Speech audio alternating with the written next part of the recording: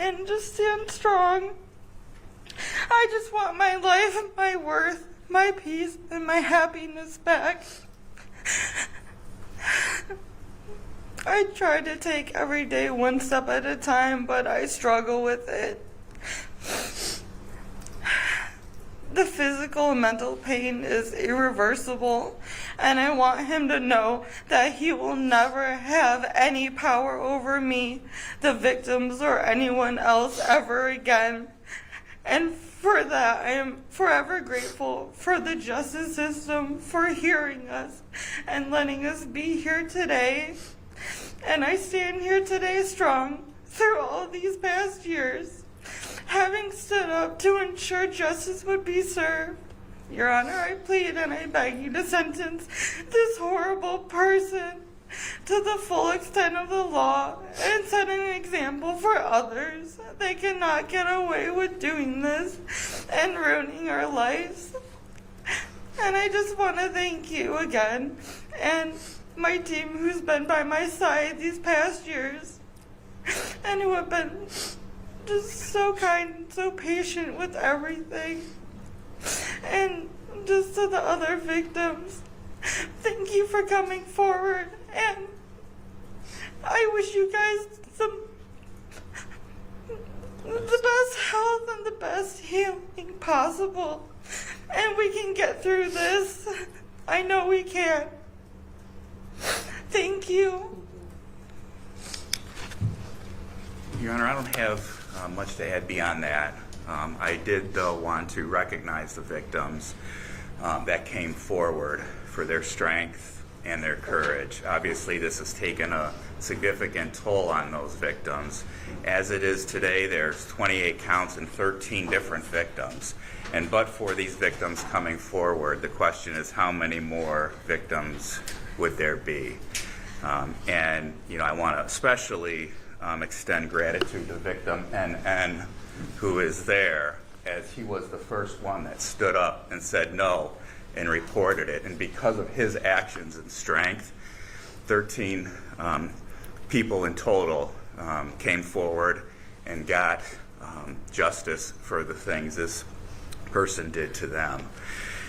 In scoring or sentencing the defendant, Your Honor, there's no challenges to any of the guidelines. The people are asking the court to score or to sentence the defendant on case ending 625, and that's the charges involving victim NN, who is here. The people are asking that for counts 8 through 11, the defendant be sentenced to 120 months to 15 years. That sentence, well, and regarding case ending 001, and the court just heard from the victim on that case, the people are asking the court to sentence the defendant on count 1 and count 2 to 120 months to 15 years. That recommendation is above the sentencing guideline range. However, I think the defendant's actions warrant it. One, we have the defendant on PRV 7 scored at 20 points, which only accounts for 2 charges. With victim NN, there was 4 additional charges that the defendant was convicted of with just him. Never mind the fact that there's 28 total counts.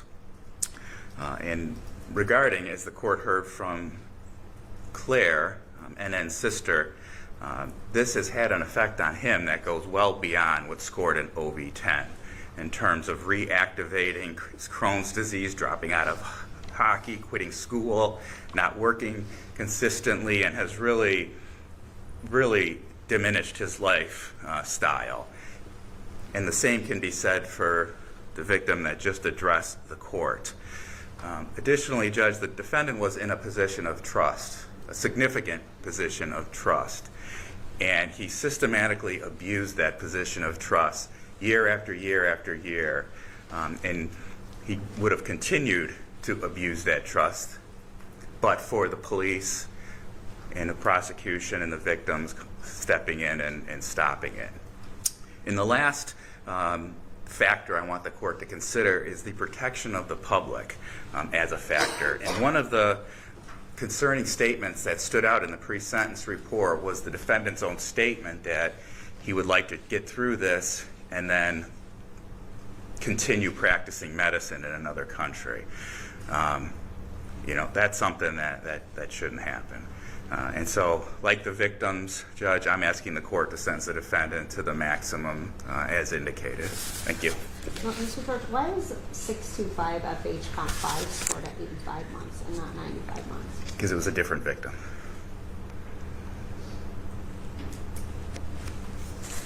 Why would they be scored differently? It's the same charge.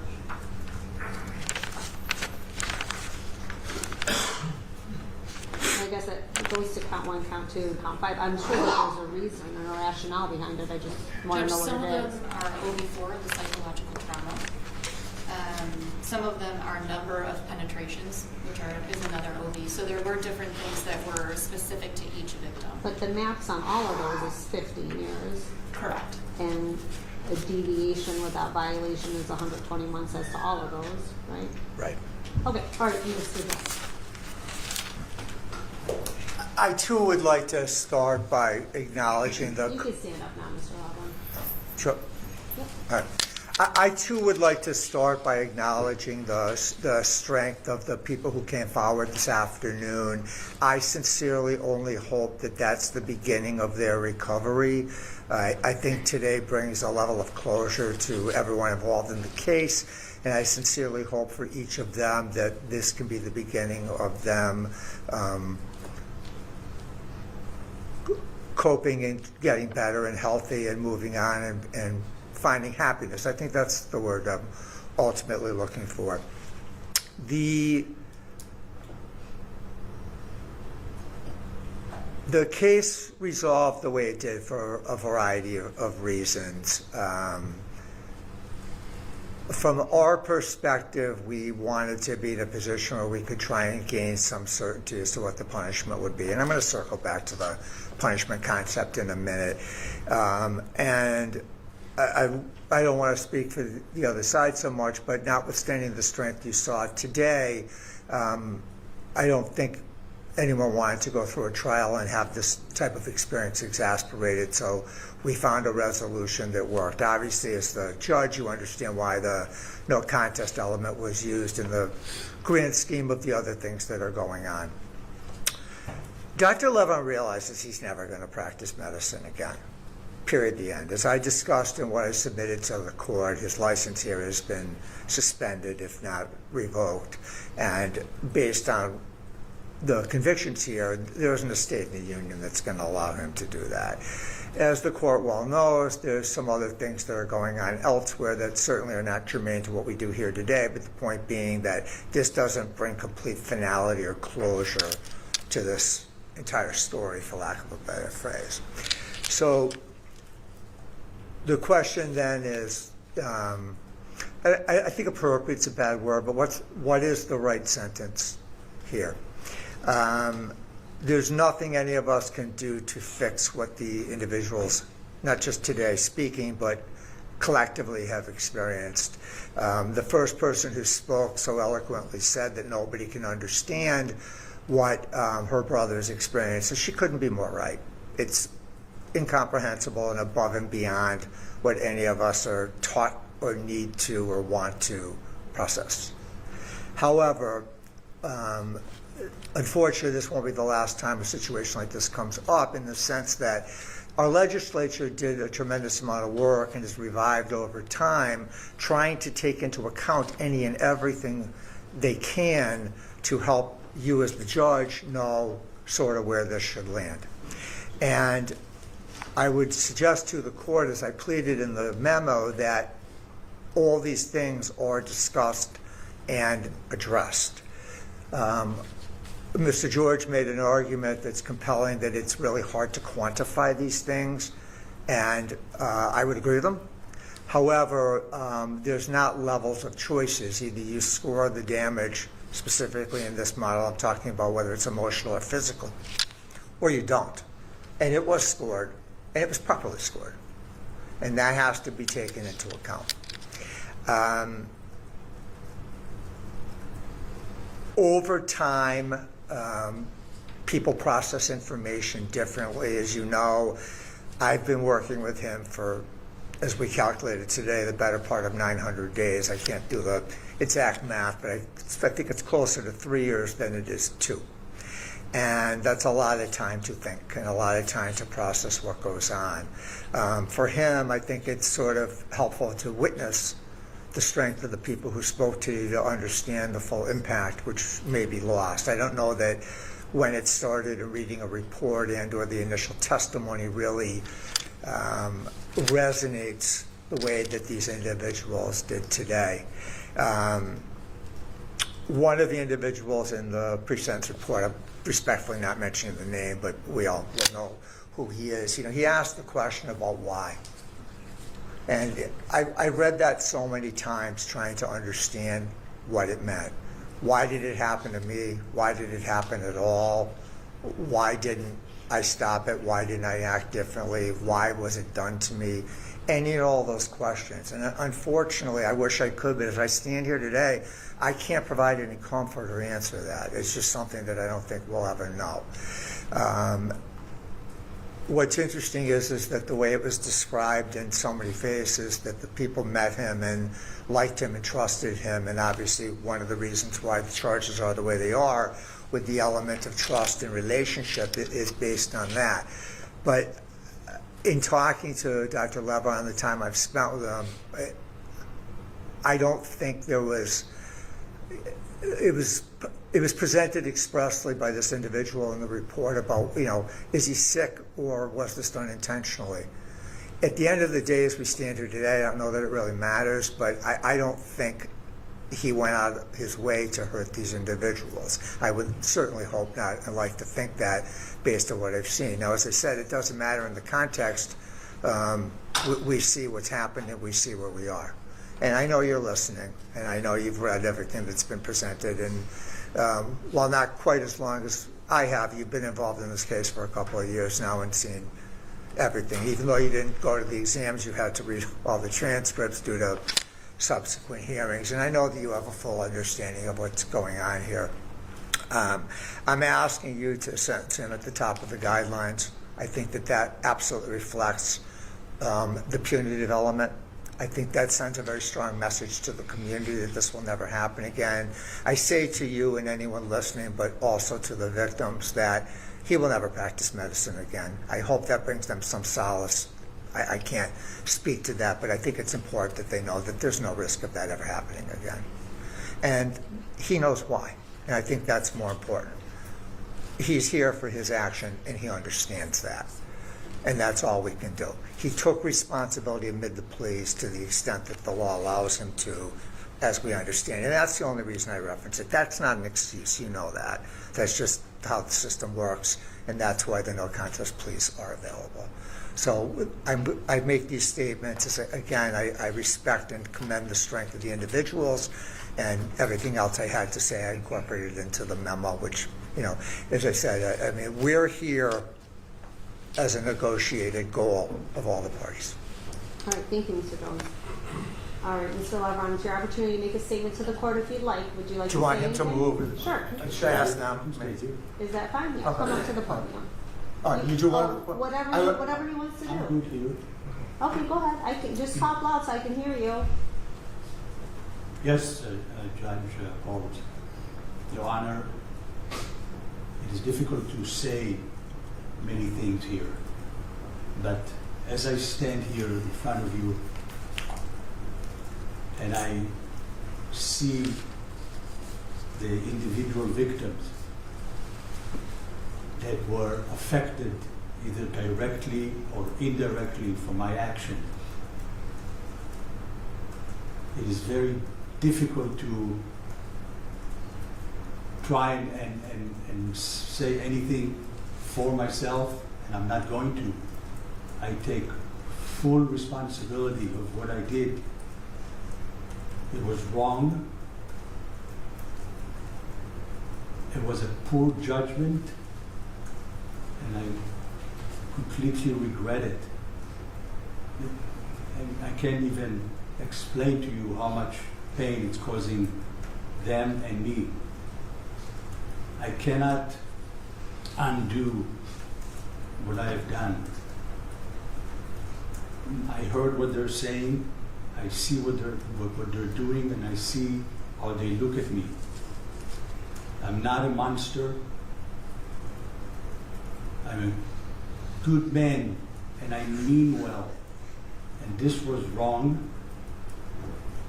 and I never meant to hurt anyone. I take complete responsibility for my actions, from what I did. People got hurt. I understand that. I've been incarcerated for 2.5 years now. Not much to do except thinking of these people and what they're going through, what they went through.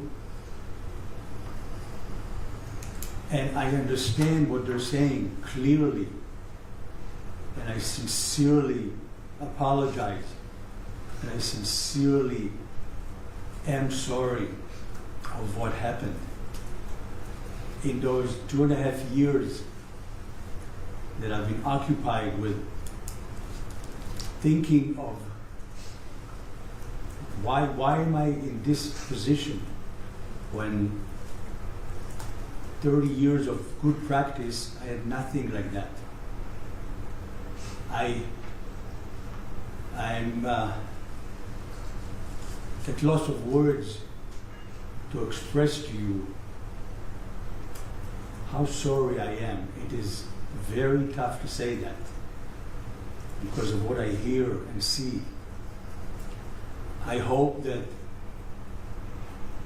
these individual victims will find place in their heart to reach peace and to reach a place where they can have no more pain and go on with their lives.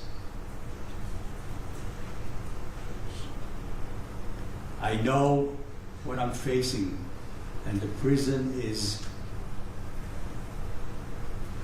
a decision that I am going with it. I know that there's no words that can describe how much I wish this was undone. I'm guaranteeing that this will never happen again. I will never put anyone in this predicament again, ever. And the reason I'm saying it is because I am not a mean person. I am compassionate and I meant well, and I meant well. I did not mean to hurt anyone. I never hurt anyone in my life with all these years. With all of that, I accept every responsibility. I take the time to agree to whatever sentencing and consequences come out of this. And the most important thing is the remorse. It's 2.5 years of remorse that I could not express to anyone except to my lawyer, and a very lengthy time to the lady from the PSI. I expressed that remorse, and I want to express it to all the victims. I can't tell you how sorry I am for my actions, but I take full responsibility for my actions.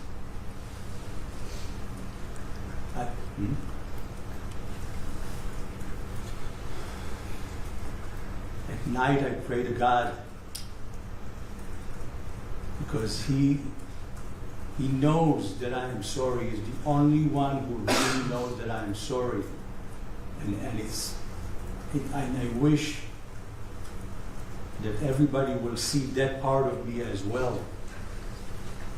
And to express that to you is part of expressing it, my remorse to the victims, to the individuals. I appreciate that you gave me the time to talk. And I pray and I hope that you will listen to what I'm saying as well. Thank you very much. Right, you know, Mr. Levin, I hear you speak, and I'm hearing it kind of circular, right? I've done no wrongdoing, I'm not a bad person, I'm not a mean person, I apologize for what I did, but yet I really never did anything, I didn't need to come from a bad place, please forgive me. I truly do not believe that as you stand here right now, you feel that you have done anything wrong. I find your behaviors and what I've read in this report to be sociopathic in nature, and that someone who is functioning in their everyday life for all these years practicing medicine and figuring out the best perfect ploy that you can hide behind this medical degree, that you can engage with these hockey associations, that you can then through that gain trust through these parents who are working hard, they're sending their kids to play hockey, they're doing everything they can, and you're the person that stands there with open arms. Don't worry about a thing. I'm going to take care of your child. Whatever they need, guess what? Come visit me at my house in my basement, no charge. Mr. and Mrs. such and such, don't worry about it. I know you're busy. Don't come. Just drop them off. They're in good hands. I've got them. All right? And every single time you got away with it, you became emboldened to continuously commit the crimes against these children and young men. You had them exactly where you wanted them to be. And you took advantage of it. And everyone in the world thought so highly of you. You're physician such and such. You're associated with these hockey leagues. And everyone believed you. And you were playing the perfect part. And even as you stand here now, I'm not a mean person. I didn't mean to do anything wrong to these people. Have you read the statement in the pre-sentence report as to what these people said? 14, 15, 16, 17-year-old boys coming to you for an injury where you ask them to get naked, where you're showering with them in the nude. It's very convenient for you to buy that hockey ice time or the ice time on a Friday night, pay for it, buy them alcohol, but everyone's got to shower together in the nude. And even as I look at you, I've observed you in court several times. This is the first time me and you get to have this conversation. You constantly acted as if you were somehow superior. That when anybody makes a statement about your wrongdoing, you mumble, you speak over people, you don't like it, you don't want to hear it, you don't want it to become a fact, because somehow you've convinced yourself that you're the most intelligent person and everybody else is wrong. Well, guess what? You pled to 28 charges. You are now a convicted sex offender. And I'm going to do everything in my power to make sure that you are unable to harm one other person. I don't think I'm ever going to get across to you to fix you, and I don't think that you'll ever be rehabilitated. Personally, if I had the option to do it, I would sentence you to 3 life sentences, because that's what you deserve. The court is going to depart upward from the guidelines 625FH, and that's count 1, count 2, count 5, count 8, count 9, count 10, count 17, count 18, count 19, 001FC as to count 1 and count 2, 770FH, that's count 1, and 939FH as to count 1. The departure rationale is that the defendant exploited victim's vulnerability.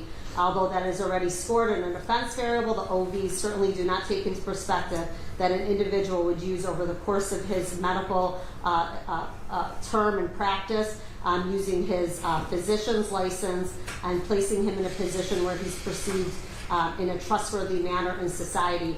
Certainly there's no statutes or case law that support something like this. We often score exploiting victims' vulnerability for the size of the individual who would otherwise be convicted of exploitation. Here, it certainly is at a much larger scale. Although the defendant expresses a great deal of remorse here on the record, the court is left to weigh the defendant's credibility throughout the course of the proceedings, and specifically even one of the victims had mentioned in the pre-sentence report that during her time testifying at the preliminary exam, the defendant also refuted under his breath and mumbled and said things discrediting that individual. And the court had observing that at the time of the plea. The court, as it said, is not convinced that the defendant is remorseful. The court finds that the defendant has no appreciation of his wrongdoing. He refuses to refer to the victims as victims within his pre-sentence report, somehow still engaged in his mind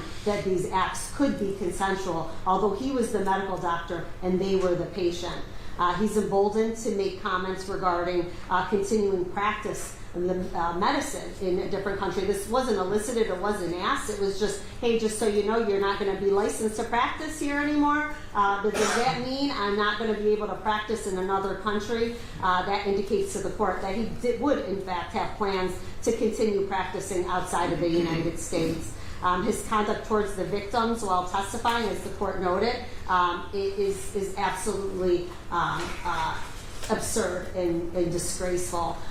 Simply, Mr. Lebron portrays that his statements and nonverbal behavior, that he's done no wrong, that his behavior is, this court finds to be sociopathic in behavior, and assuming that these boys and men, under the guise of medical professional, participated in these actions. So with that being said, I'm going to deviate above guidelines. That's the rationale for the court's guidelines. The court needs to indicate that for the record. But before I issue your sentence, Mr. Lebron, I will tell you, you are the reason parents lie awake at night and then evenings in their beds worried about where their children are. You are the reason. You are the monster.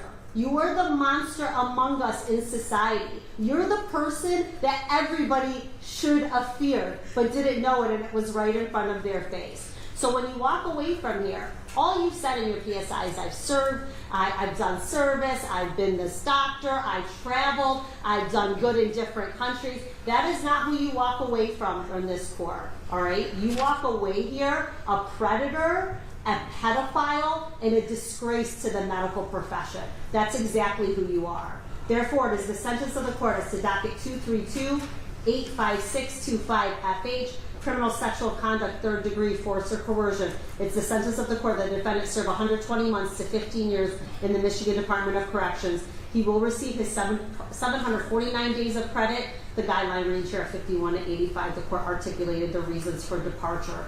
232-85625 count 2 is 120 months to 15 years in corrections, 749 days of credit. As to count 3, that's the fourth degree. It's 1 to 2 years MDOC, 749 days credit. Count 4 is CSC in the fourth degree, 1 to 2 years MDOC, 749 days credit. Count 5, criminal sexual conduct, third degree. It's the sentence of the court that you serve 120 months to 15 years in the Michigan Department of Corrections with a credit of 749 days. Count 6, criminal sexual conduct, fourth degree, 1 to 2 with 749 days of credit. Count 7 is a fourth degree, it's 1 to 2, Michigan Department of Corrections with 749 days credit. Count 8 is criminal sexual conduct, third degree. It's the sentence of the court that you serve 120 months to 15 years in the Michigan Department of Corrections with credit of 749 days. Count 9 is a third degree. That's 120 months to 15 years. MDOC, 749 days credit. Count 10, CSC, third degree, 120 months to 15 years, 749 days credit. Count 11 is it's a CSC third, 120 to 15 years, Michigan Department of Corrections, 749 days credit. Count 12, criminal sexual conduct, 4th degree, it's 1 to 2, MDOC with 749 days credit. Count 13 is a 4th degree, that's 1 to 2, 749 days credit. Count 14, also 4th degree, 1 to 2, it's 740. Thanks for watching. Make sure to hit that like and subscribe button for more crazy court hearings like this one.